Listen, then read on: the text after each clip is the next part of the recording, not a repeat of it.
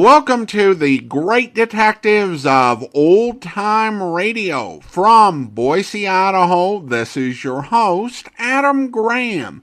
If you have a comment, email it to me, box13@greatdetectives.net. Follow us on Twitter at Radio Detectives and check us out on Instagram, instagram.com/Great Detectives. If you're enjoying the podcast, please follow us using your favorite podcast software. Our listener support and appreciation campaign continues. You can fill out our advertising survey at adsurvey.greatdetectives.net by next Monday. And you can also become one of our ongoing Patreon supporters for as little as $2 per month at patreon.greatdetectives.net. You'll get my newsletter and also be able to vote on our summer series for the amazing world of radio. So do check that out at patreon.greatdetectives.net. But now it is time for this week's episode of The Falcon. The original air date, October 22nd, 1950, and the title is The Case of the Double Nephews.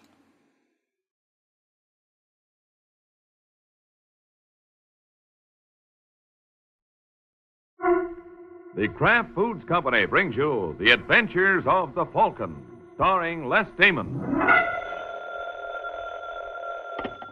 Hello?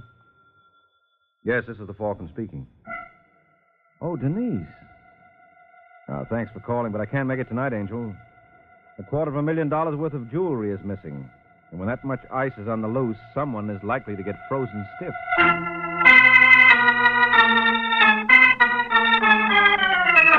This is Ed Hurley, friends, inviting you on behalf of the Kraft Foods Company to listen to The Adventures of the Falcon.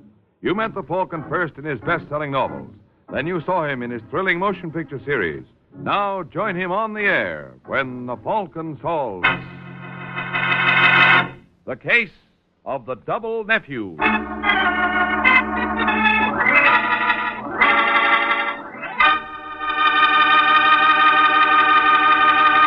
Before we join the Falcon in his latest adventure, I'd like to tell you folks about Kraft's golden cheese food, Velveeta. Velveeta is such good eating. Just taste that grand, rich, yet mild cheddar cheese flavor. And Velveeta is so good for you. It's rich in important food values from milk itself. For swell-tasting snacks, for good, hearty sandwiches, for thrifty, easy, hot dishes, it's smart to keep stocked with Velveeta. Get it tomorrow in the handy quarter-pound package or in the economical 2-pound loaf. The cheese food of top quality. Velveeta is made only by Kraft.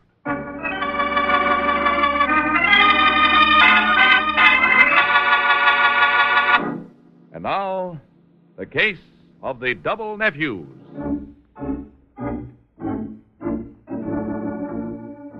It's early Sunday morning in New York when Tom Lacey enters his apartment. He clicks on the light, looks around nervously, then walks quickly to the door to the bedroom. Goes in, turns on the bedside lamp between the twin beds, tosses a briefcase on his own bed, then turns to the other bed and shakes the shoulder of his pretty wife. Junie. Junie, wake up. What is it? I've got to talk to you. In the morning. Do you love me, Junie? Huh? Do you love me? What kind of a... Do you? Ow. My shoulder. I've got to know. You've been drinking. Now, look, I'm serious. What time is it, anyway? Oh, no. 3 o'clock. Go to bed, will Now, you? Junie, listen to me. Junie, I've done something. It's hard to explain. Another woman? No, nothing like that. Well, it's going to mean that... Well, I'm going to have to go away. I want you to go with me. I want you to stick by me. Will you? What have you done? Will you stick by me no matter what? What have you done? I robbed the vault when I closed up last night. Robbed it? Yeah. More than $250,000 worth of jewelry. I know it was a crazy thing to do, but I blew my top. For 4 years, I've almost been running the firm. You know that. Yesterday, I find out Caraway is retiring. You know I've been counting on them making me manager when he quit. And they didn't. A wire came from the Forrest family estate in Oregon. Old man Forrest is sending one of his nephews, Ed Forrest, a kid right out of school, never been in New York, doesn't know a thing about the business. He's going to take over. Wouldn't you know? Well, do you blame me, Junie? Do you blame me for getting sore? That's why I looted the safe. I was sore. What's the good? They'll know you did it. Well, I didn't stop to think. Just said to myself, they don't want me here, okay? I'll get out. Only I'm taking my share with me. I'm entitled to it. What now? But now? Well, I don't know. South America is something. You can go a long ways on what I took, Johnny. Where's the jewelry? Right here in my briefcase. Let's see it. Why? Just want to see what $250,000 looks like. Oh, okay. There you are. Tom, they're beautiful. How are you going to sell them? Well, there's always a market. We'll find someone in South America who won't get what they're worth, but we ought to clear somewhere around 100,000. 100,000? You shouldn't have done it, Tom. Well, it's too late to think of that now. I can't put it back. There's a time lock on the vault. You're a thief. Well, what do you want me to do? You know, I think I'm going to like South America.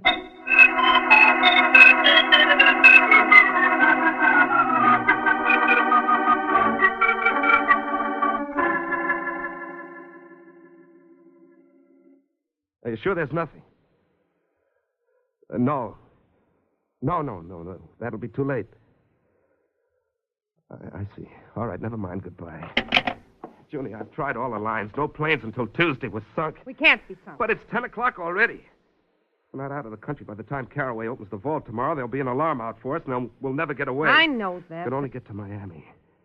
And we could cross to Cuba, and once we're there, we can make arrangements. But the way things Will you are... stop babbling and let me think? There's nothing to think. No plane. I know. Let's get ready. We'll go to the airport anyway. Well, what good There is may be a last-minute cancellation. If not, we'll charter a private plane. Yeah, that's right. Only pull yourself together. You started this. Now help me see it through. Yeah, sure, Junie. Now what? Well, answer it and find out. Yeah. Yes? Hello. Are you Thomas Lacey? That's right. I'm pleased to know you. I'm Ev Forrest. Ed Forrest. Yeah. I see you're surprised. Well, we didn't expect you so soon. Yeah, I know. But my uncle had a special reason for having me get here today. May I come in? Yeah, sure. Thanks. This is my wife. Dear, I'd like you to meet Mr. Forrest. Ed Forrest. You know, I was just telling you he's going to be the new manager. Oh, yes. How do you do, Mr. Forrest? How do you do? Now, I'd like a word with Mr. Lacey. Well, go right ahead. You don't have to worry about Junie. This is very confidential. Well, whatever you say to me, you can say in front of her. Very well. It's about Mr. Caraway. Oh? How do you get along with him? So, why? Well, my uncle's a little concerned about the last few reports he's received from Caraway. Concerned? How? Well, the figures don't look right. And now Caraway's resignation. Uncle wants me to look into it. That's why I came right to you. I came up directly from the station. Caraway doesn't know I'm in town.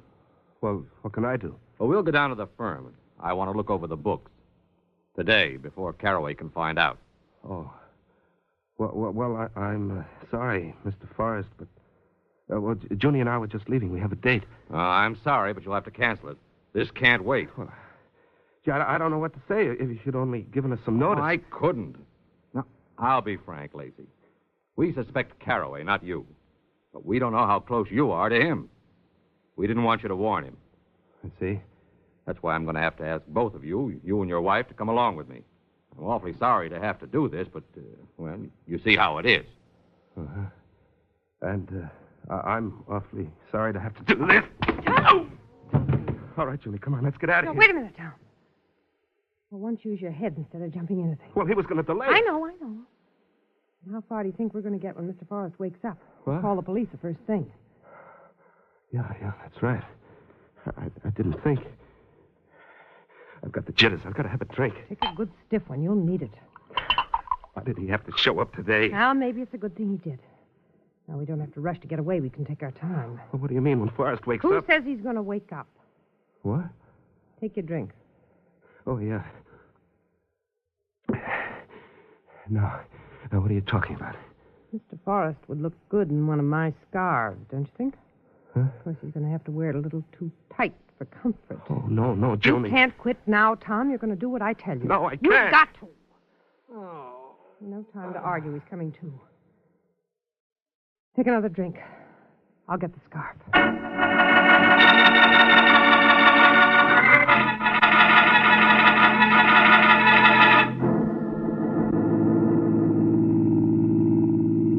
No, we shouldn't have killed him. All we had to do was tie him up. You still don't get it. Now we have a body to dispose of. It all takes time. Now we have time. How? We still have to get away. No, we don't. That's what you can't seem to get through your thick head. But, Joni, tomorrow the robbery will be discovered and maybe the body. Who's to say you committed the robbery? Well, it couldn't have been an outside job. There's a burglar alarm and a time-locked vault. Besides, I locked up. I'm the only one who could have done it. Who knows you locked up? Caraway. That's right. Only suppose you say he locked up. It's your word against his. Now that we know old man Forrest already suspects Caraway of being a crook, Caraway hasn't a chance. Say, that's right. Yeah, sure it is. Oh, well, still, there'll be an investigation. Our place may be searched. That's why we had to get rid of Ev Forrest. We have to have time to hide the stuff and plant a little of it where it'll do Caraway the least good. Oh. The robbery's sure to be pinned on him, and if Ev Forrest's body is ever found, he'll take credit for that, too. Ev Forrest found out about the robbery, so Caraway killed him. Yeah, it might work. It will. If you just sit tight and keep your mouth shut.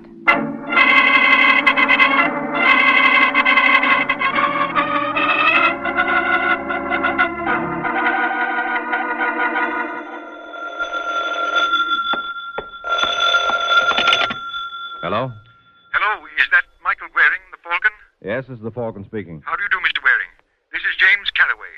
Something dreadful's happened. Frightful. I don't know how to... can you come over here right away? Over where? Forrest Jewelers. It's fantastic, but I'm suspected of robbery.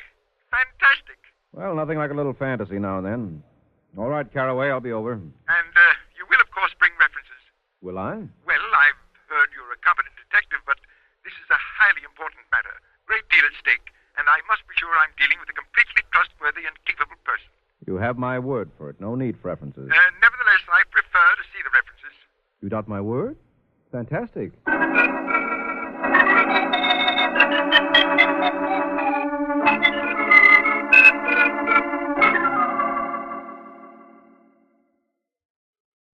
Well, there it is, Mr. Waring. The whole story. Only two possible suspects. My assistant, Thomas Lacey, and myself. And since I know it's not myself, it must be Lacey. Mm-hmm. Though it's hard to believe. Been with us for years. Quiet chap, respectable. Whole thing's fantastic. Yeah, but where do I fit? The police and insurance detectives are on the case. I want my name cleared. And a little peace. I've been grilled for hours. So's Lacey. Now they're waiting, hoping one of us will crack.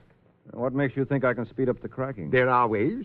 Oh, you don't say. I think you know what I mean. I think so, too. Good. I think I can trust you to see that Lacey is properly uncomfortable. Of course, you understand, Mr. Waring. I deplore such tactics, but, well, under the circumstances, what can one do? One can go to blazes, and you're just the one to do it. What's that? You hired yourself the wrong boy, Caraway. Third degree is out of my line. Oh, now. Did I say anything? Yes, you certainly did say. Oh, well, you misunderstood me. I don't think so. Well, you're not going to mention this. I'm making no promises. Look, let's be reasonable. Nothing hasty, eh? I'm prepared to pay. Well, I'm not prepared to accept. Suppose we forget what I just said. Use your own methods, whatever you prefer. Only continue to work for me. See if you can't get something on Lacey. No rough stuff? No. I had no idea you private detectives were so concerned with propriety, as it were. Well, maybe I'm an exception. Now, suppose you send for Lacey. I'd like to talk to him. Here? Here. Very well. Yes, Mr. Caraway. Send Mr. Lacey in. Yes, sir. And now, our little conversation, I trust it'll go no further. All right, Caraway. It's not that important. I'm glad you see it that way. Unless something happens to Lacey. Oh. What do you want, Caraway? Come in, Lacey. Come in. And my name is Mr. Caraway. I thank you to remember I'm still in charge until Mr. Forrest arrives. Now, why don't you fire me if you think I'm a crook? When I can prove it, I shall. Now, I'd like you to meet Mr. Waring. Mr. Michael Waring, the Falcon. How do you do, see? Hello, Lacey. You crazy? What's that? Well, one of you is, to pull a job like this. Well, Yes? Mr. Forrest here, Mr. Caraway. Good. Send him in. Yes. Mr. Forrest. The old man, has he come? Certainly not Lacey. The nephew, Everett Forrest. You know we're expecting him. Well, yes, but I... What's the matter with you? Well, nothing. Nothing at all. Oh, hello, Mr. Forrest. Come in. Thank you. Well, it's not the old man. Of course it isn't. What makes you think... Well, nothing. Never mind. Hello, Mr. Forrest. I'm delighted to meet you.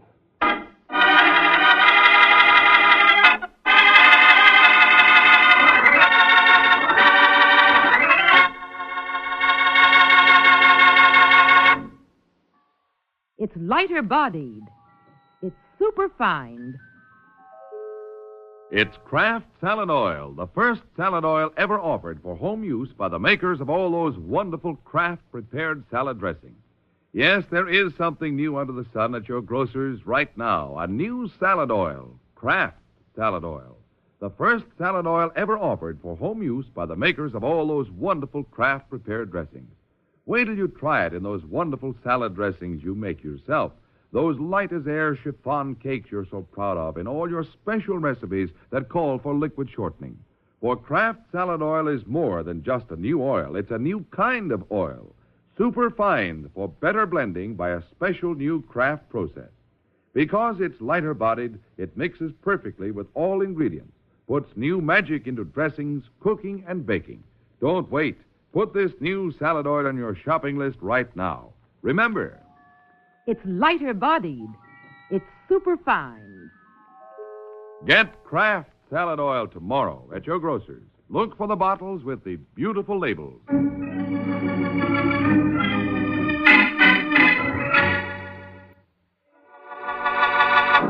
Now, back to the adventures of the Falcon. Half a day has passed since Tom Lacey was startled by the appearance of a second Everett Forrest. The first, so far as Lacey knows, is still in the East River, which makes the second a serious problem. Now, in his apartment, Lacey paces the floor while his wife watches him. I didn't know what to do, Tony. I just didn't know what to do. What'd you say to him? Nothing. I was too startled. I couldn't say this man's a fake. I know he's not F. Forrest because I've killed the real F. Forrest. All right, as long as you didn't say anything. Well, now what do we do? Just sit tight. Well, we've got to expose him. We can't. You just Well, then can't- make him expose himself. We could only get the old man here, face to face with this fake. We don't have to expose him. The important thing is to wait until word comes from the old Mr. Forrest. Not about the nephew, he doesn't matter, but about Caraway.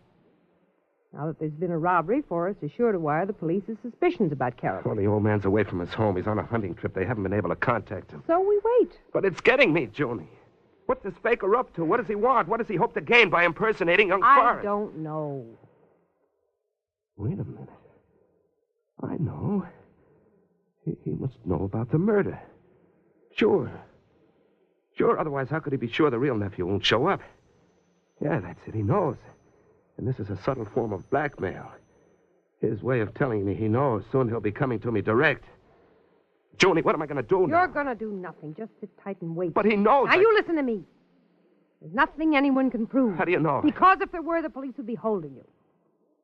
Now, pull yourself together, you hear? Yes, Junie. I hear.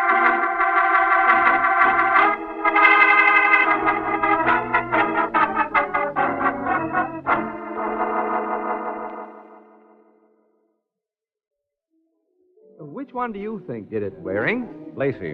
Why? That's easy, Forrest. I'm working for Caraway. Yes, but you have no proof against Lacey. No, not yet. I'm still looking for the angle. Why, what angle?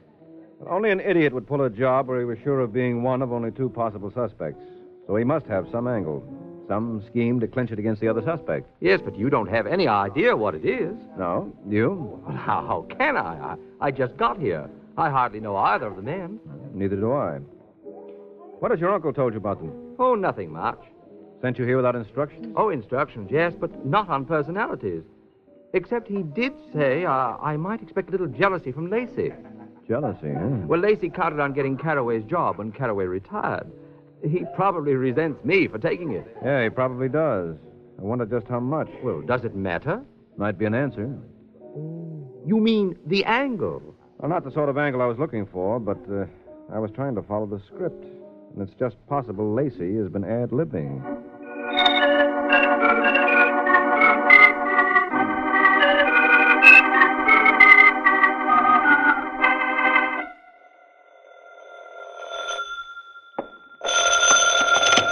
Hello? Mr. Waring, Yes? this is Caraway. I'm in jail. Imagine, in jail. Fantastic. You took the word right out of my mouth. Oh, fancy that. How come they jugged you? Because they're idiots, that's why. They should know it's a plant. What's a plant? The diamond. What diamond? In my car. Oh, there were diamonds in your car. Yes, Lacey must have put them there. Most likely. So that's his angle. Well, I guess he is ad-libbing. What's that? That sort of plant is pretty feeble. He's working off the cuff. Well, I'll be seeing you, Caraway. Are you coming down here? No, I'm going to visit Lacey. I may do some ad-libbing of my own.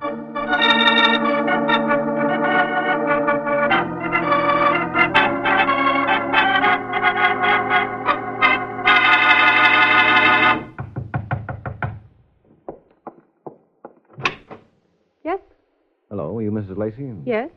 My name's Mike Waring. I'd like to see your husband, please. He isn't in. You mind if I come in and wait? I don't know when he'll be back. Well, I'm in no hurry. I'm sorry, Mr. Waring. About what? I can't ask you in. Can you keep me out? Well, that depends on how determined you are. What do you want? I told you, Lacey. I told you he's not here. You alone? Yes, but I have a gun. Do you want to see it? No, I'll take your word for it. But I'm not so sure I'll take your word for being alone. Unless you smoke cigars. But Tom went out just a few minutes ago. The smoke hasn't cleared yet. Oh, I see. Well, I won't press the point, Angel. If Lacey doesn't want to see me... I don't know if he wants to see you or not. Does he know you? We met today at Forrest's Jewelry. Oh, you're working on the robbery. Yeah. Well, when Tom comes in, I'll tell him you were here. But he's told all he knows. Mm-hmm. But I haven't. What do you mean? Just tell him I know how the stones got in Caraway's car. What stones? The ones in Caraway's car. Were there There stones? were. Hadn't you heard? No.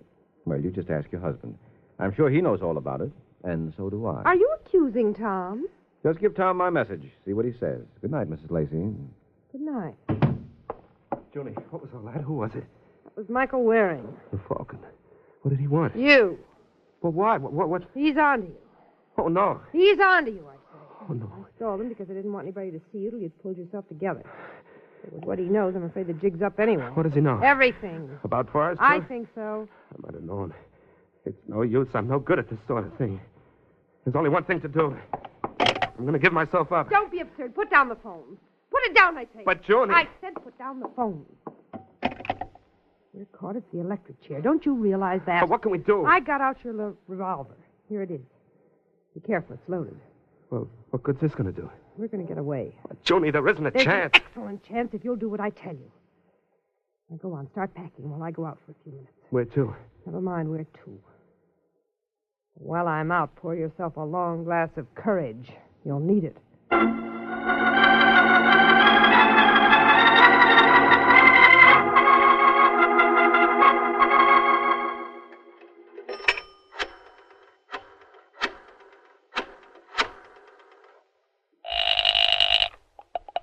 Hello? Mr. Waring?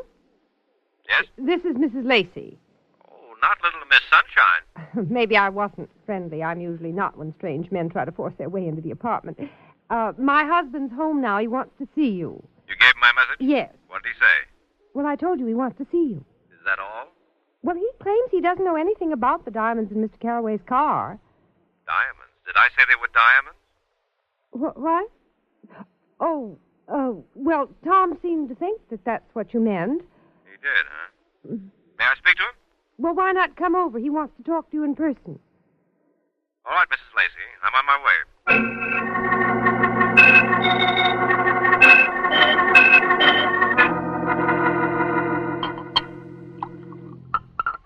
All right, Tom, that's enough. Julie, what are we going to do? It's all set. I've got a taxi waiting downstairs. Oh. And then we're going? Leave it to me. All right, let's go. In a minute. Well, what are we waiting for? You said taxi. He'll wait. I just want to... Who's that? I don't know. Who is it? Mike Waring. Waring. What's he want? This spoils everything unless... Where's the gun? Right here. Good. Only one thing to do. We've got to shoot our way out of here.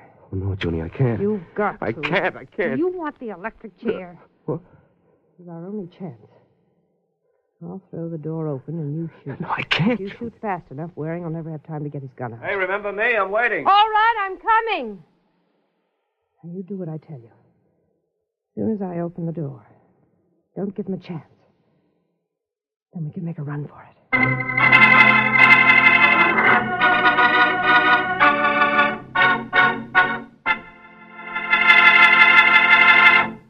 Miracle Whip. Has a flavor so pleasing. Miracle Whip. Tastes so lively, so teasing. Miracle Whip. Only one of its kind. Miracle Whip. Best salad dressing you'll find. Miracle Whip is the only one of its kind because it's a different type of salad dressing made from a secret Kraft recipe.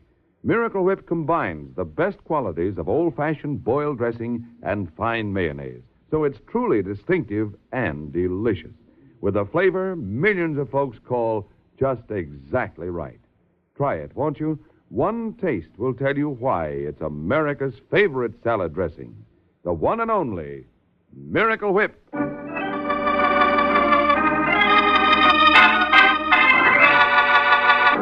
Now, back to the adventures of the Falcon.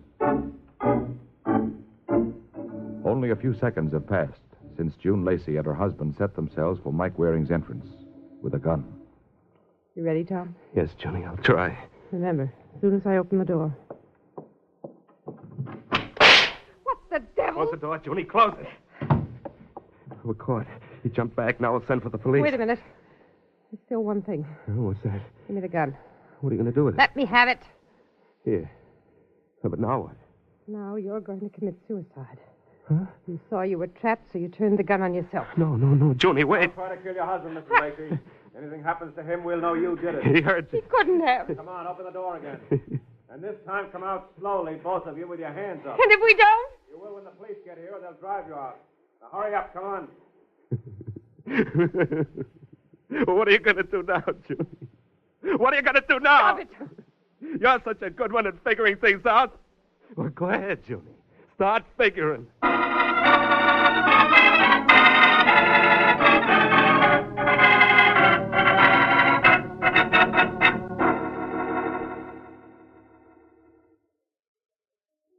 Fantastic, Waring. Absolutely fantastic. To think he'd go to such lengths. Fantastic. Well, once they got rolling, there was no stopping. Especially when they were given what looked like a sure chance to frame you. Yes. Has the body been recovered? Yeah, Forrest identified it as his chauffeur. His chauffeur? That's right. You see, the fellow knew Forrest was expected, so he beat him to New York and tried to trick Lacey into letting him into the building. Oh. That would get him past the burglar alarm. Then he could knock out Lacey and either blow the lock on the vault or wait until the next day when the time lock went off. But by then, I'd be back at the place. Mm-hmm. And he'd meet you with a gun. Anyway, once inside, his job was much simpler. That's why he tried it. And got killed for it. Yes, because the story about old Forrest suspecting you of monkey shines fit in too well with the Lacey's plan. Yes. But you see, then Lacey lost his nerve, so his wife tried to get rid of him so he couldn't implicate her. She wanted him to take the whole blame. Oh. She tried to get him in a gunfight with me, and she had his gun loaded with blanks. Oh, so he'd be killed trying to make a getaway. That's it.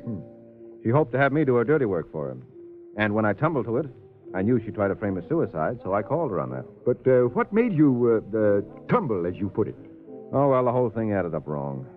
Her not letting me see Lacey when he was obviously in, then her calling me right back saying Lacey wanted to see me, but not letting me speak to him on the phone. I see. So you anticipated a trap. Uh-huh.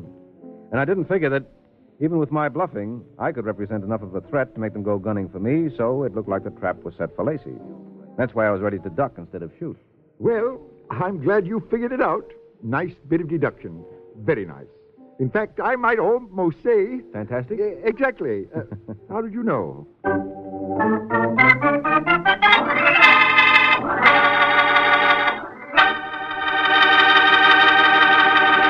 Do you like rich, delicious chocolate-flavored malted? Well, you can make a malted just like that right in your own kitchen with Kraft chocolate-flavored malted milk. Just make a tasty paste of Kraft chocolate-flavored malted milk and a little milk in the bottom of a big glass. Fill the glass with chilled milk, stir it once more, and there. A Kraft malted is mighty nourishing, too, because it's filled with all the food values in milk. Get a jar of Kraft chocolate-flavored malted milk from your grocer and enjoy a Kraft malted often. This is NBC, the national broadcasting company.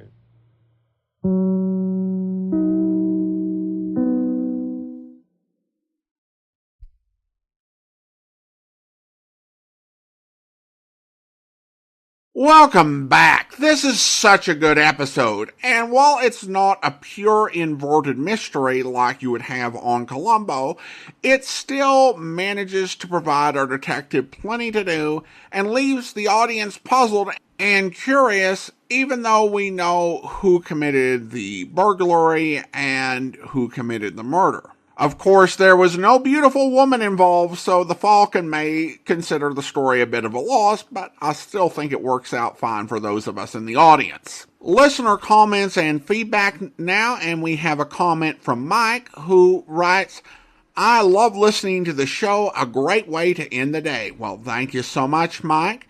And now it's time to thank our Patreon supporter of the day. Thank you to Gavin, Patreon supporter since December of 2021, currently supporting the podcast at the Detective Sergeant level of $7.14 or more per month. Thank you so much for your support, Gavin, and that will do it for today. If you're enjoying the podcast, please follow us using your favorite podcast software. And if you're enjoying the podcast on YouTube, be sure to like the video, subscribe to the channel, and mark the notification bell. All those great things that help YouTube channels to grow. We will be back next Monday with another episode of The Falcon, but join us back here tomorrow for the start of another Yours Truly Johnny Dollar serial where...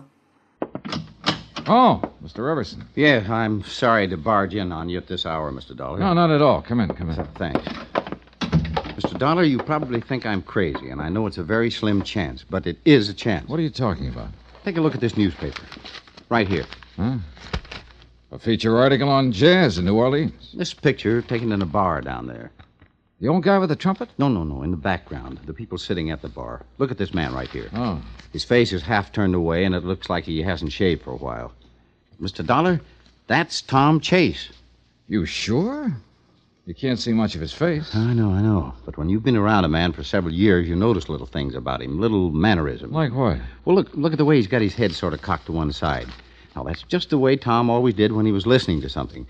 And look at his hand resting on the bar like one finger was pointing at something. Wow. Now, that's the way Tom held his hand. And look, he's got one leg sort of drawn up. I hope you'll be with us then. In the meantime, do send your comments to box13@greatdetectives.net. Follow us on Twitter at Radio Detectives and check us out on Instagram. Instagram.com/greatdetectives. From Boise, Idaho, this is your host, Adam Graham, signing off.